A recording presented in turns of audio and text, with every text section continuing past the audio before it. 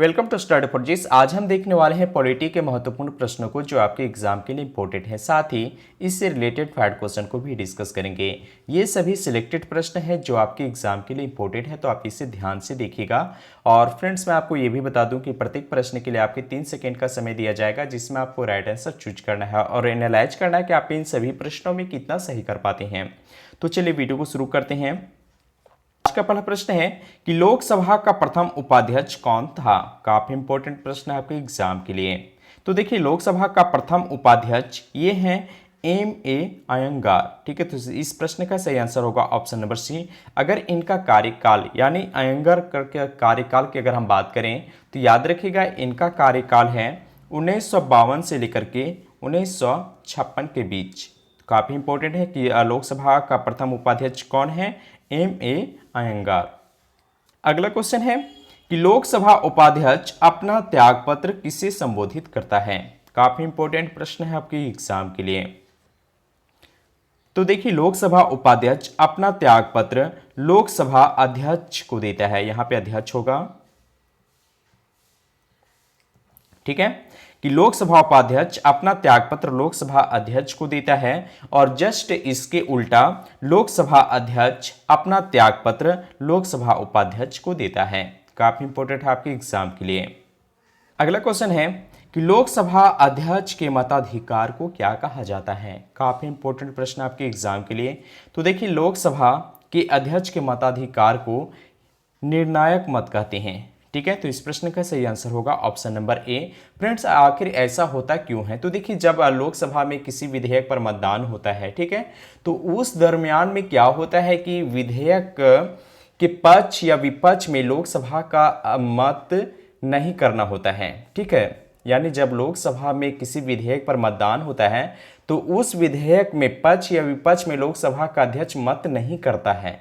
लेकिन यहाँ पे क्या होता है कि जब मत दोनों पक्ष को बराबर होते हैं, यानी दोनों पक्ष को मत बराबर मिलते हैं, तो वैसी स्थिति में लोकसभा अध्यक्ष अपना मत देता है, जिसे निर्णायक मत कहते हैं। ठीक है, तो इसीलिए लोकसभा अध्यक्ष के मताधिकार को क्या कहा गया है, निर्णायक मत।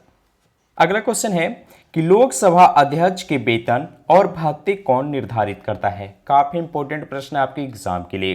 तो याद रखिएगा, लोकसभा अध्यक्ष के वेतन और भत्ते का निर्धारण संसद तय करता है। ठीक है, तो इस प्रश्न का सही आंसर हो जाएगा ऑप्शन नंबर डी। अगला प्रश्न है कि लोकसभा के विपक्ष का नेता कौन था। आंसर होगा A.K. गोपालन। A.K. गोपालन लोकसभा यानी प्रथम लोकसभा के विपक्ष के नेता थे। तो इस प्रश्न का सही आंसर होगा ऑप्शन नंबर बी। अगला क्वेश्चन है कि संसद की लोक लेखा समिति का अध्यक्ष किसके द्वारा नियुक्त किया जाता है। आंसर होगा लोकसभा के अध्यक्ष के द्वारा। इस प्रश्न का सही आंसर होगा ऑप्शन नंबर ए कि संसद की लोक लेखा समिति के अध्यक्ष ये किसके द्वारा नियुक्त किया जाता है। सही आंसर होगा लोकसभा के अध्यक्ष के द्वारा। अगला क्वेश्चन है कि निम्न में से कौन हमारे देश के दोनों सदनों का सदस्य नहीं होता है। काफी इंपॉर्टेंट प्रश्न है आपके एग्जाम के लिए। तो याद रखिएगा, राष्ट्रपति, ठीक है, राष्ट्रपति हमारे देश के दोनों सदनों का सदस्य नहीं होते हैं। तो इस प्रश्न का सही आंसर होगा ऑप्शन नंबर सी। यहाँ पे दिए हुए प्रधानमंत्री, वित्त मंत्री और रेल मंत्री, ठीक है, ये तीनों संसद के दोनों सदन, ठीक है, इनके सदस्य होते हैं।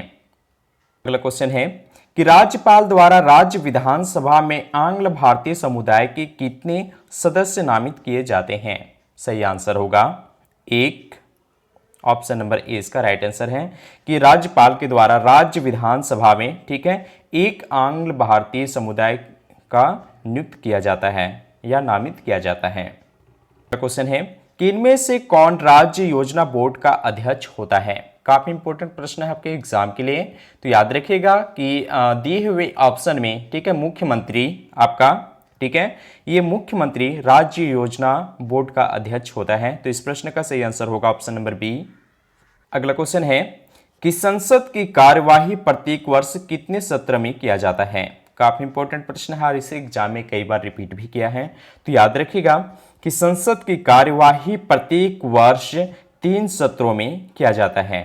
ठीक है, कितने सत्रों में? 3 सत्रों में। इस प्रश्न का सही आंसर होगा ऑप्शन नंबर सी। और अगर आपसे एग्जाम में ये पूछा जाए कि संसद के 2 सत्रों के बीच अधिकतम कितने समय का अंतराल होता है, तो सही आंसर होगा 6 माह। यानी संसद के 2 सत्रों के बीच की अधिकतम समय यानी अवधि 6 माह की होती है। तो इस प्रश्न का सही आंसर होगा ऑप्शन नंबर सी, 3 सत्र में आयोजित किया जाता है।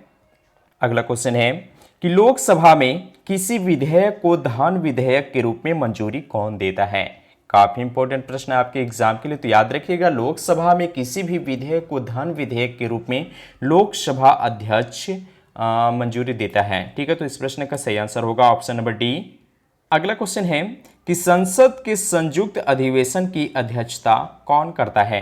काफी इंपॉर्टेंट प्रश्न है और ये काफी कंफ्यूजन वाला भी प्रश्न है। ठीक है, तो चलिए हम इसको क्लियर करते हैं कि संसद के संयुक्त अधिवेशन की अध्यक्षता ये करता है लोकसभा अध्यक्ष। तो इस प्रश्न का सही आंसर होगा ऑप्शन नंबर सी। लेकिन आपसे एग्जाम में प्रश्न पूछा जाएगा कि संसद के संयुक्त अधिवेशन कौन बुलाता है? ठीक है, अगर आपसे एग्जाम में ये पूछा जाए कि संसद के संयुक्त अधिवेशन कौन बुलाता है, तो सही आंसर होगा आपका राष्ट्रपति। ठीक है, ये आपका अनुच्छेद 108 के तहत, ठीक है, संसद के संयुक्त अधिवेशन ये बुलाता है। कौन? राष्ट्रपति बुलाता है। तो इस प्रश्न का सही आंसर हो जाएगा कि संसद के संयुक्त अधिवेशन की अध्यक्षता लोकसभा अध्यक्ष करता है और बुलाता कौन है? तो राष्ट्रपति बुलाता है। तो यहां पे कंफ्यूजन क्लियर हो गया होगा आपसे। अगला क्वेश्चन है कौन सा अनुच्छेद संसद को राज्य सूची के विषय पर कानून बनाने का अधिकार दिया है? सही आंसर होगा 249। अनुच्छेद 249 संसद को यह शक्ति प्रदान करता है कि वह राज्य सूची के विषय पर कानून बना सकती है। ठीक है, तो इस प्रश्न का सही आंसर हो जाएगा ऑप्शन नंबर डी। अगला क्वेश्चन है कि राष्ट्रपति ने कितनी बार राष्ट्रीय आपातकाल की घोषणा की है? सही आंसर होगा 3 बार। राष्ट्रपति ने अब तक 3 बार राष्ट्रीय आपातकाल की घोषणा की है। सबसे पहले आपातकाल की घोषणा 1962 ईस्वी में, याद रखिएगा 1962 ईस्वी में भारत पर चीन द्वारा आक्रमण जब किया गया था। ठीक है, तो वह उस वक्त 1962 में किया गया।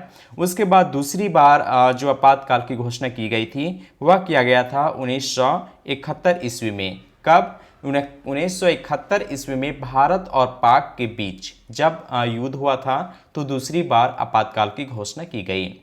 उसके बाद इसका तीसरी आपातकाल की घोषणा 1975 ईस्वी में की गई है। ठीक है, और ये जो 1975 ईस्वी में आपातकाल की घोषणा की गई थी यह आंतरिक अशांति के कारण इसका आपातकाल की घोषणा करना पड़ा था। ठीक है, तो उम्मीद है कि आपको ये अच्छे से समझ में आ चुका होगा कि राष्ट्रपति ने अब तक 3 बार राष्ट्रीय आपातकाल की घोषणा कर चुकी है। पहला 1962 में, दूसरी 1971 में और तीसरा 1975 में। आप इस डेट को याद रखिएगा, एग्जाम में कई बार रिपीट भी किया है। ठीक है, अगला क्वेश्चन है कि उच्च न्यायालय के न्यायाधीश बनने के लिए कम से कम कितनी वर्ष तक उच्च न्यायालय के अधिवक्ता के रूप में वकालत करने का अनुभव होना चाहिए? काफी इंपॉर्टेंट प्रश्न है आपके एग्जाम के लिए। तो याद रखिएगा कि उच्च न्यायालय के न्यायाधीश बनने के लिए कम से कम 10 वर्ष, ठीक है, 10 वर्ष तक उच्च न्यायालय के अधिवक्ता के रूप में वकालत करने का अनुभव उनके पास होना चाहिए, तभी वह उच्च न्यायालय के न्यायाधीश बन सकते हैं। तो इस प्रश्न का सही आंसर हो जाएगा ऑप्शन नंबर ए। अगला क्वेश्चन है कि उच्च न्यायालय में कितने न्यायाधीश होते हैं या कितने न्यायाधीश हैं? सही आंसर होगा 31 न्यायाधीश। उच्च न्यायालय में वह अभी तक 31 न्यायाधीश हैं।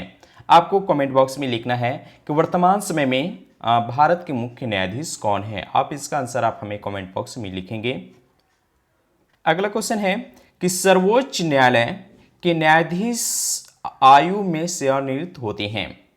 प्रश्न आपसे कह रहा है कि सर्वोच्च न्यायालय के न्यायाधीश कितने वर्ष में सेवानिवृत्त होते हैं? सही आंसर होगा 65 वर्ष में। तो इस प्रश्न का सही आंसर होगा ऑप्शन नंबर सी। अगर आपसे ये पूछा जाए कि उच्च न्यायालय के न्यायाधीश ठीक है, यहाँ पे हम उच्च न्यायालय की बात कर रहे हैं। तो उच्च न्यायालय के न्यायाधीश कितने वर्ष में सेवानिवृत्त होते हैं? आप इसका आंसर हमें कमेंट बॉक्स में लिखेंगे। अगला क्वेश्चन है कि जिला न्यायालय के न्यायाधीशों की नियुक्ति किसके द्वारा की जाती है? सही आंसर है राज्यपाल के द्वारा। जिला न्यायालय के न्यायाधीशों की नियुक्ति राज्यपाल के द्वारा की जाती है। तो इस प्रश्न का सही answer option number A. Question है 73वां संविधान संशोधन किससे संबंधित है? काफी इंपॉर्टेंट प्रश्न आपके एग्जाम के लिए है, ठीक है।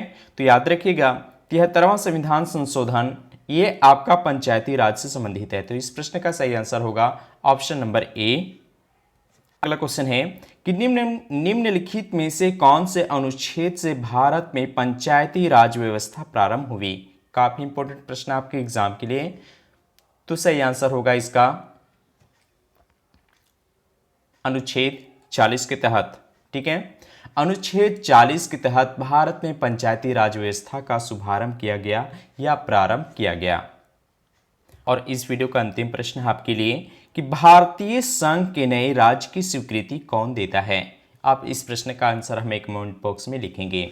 उम्मीद है आपको वीडियो अच्छा लगा होगा, तो आप वीडियो को लाइक और शेयर करेंगे। मिलते हैं अगले क्वेश्चन के साथ। Thank you watching my video. और हाँ, यदि आप इस चैनल पे नए हैं तो चैनल को सब्सक्राइब कर लें, साथ ही बेल आइकन को भी प्रेस कर दें ताकि आने वाले सभी वीडियो का नोटिफिकेशन आपको मिलता रहे।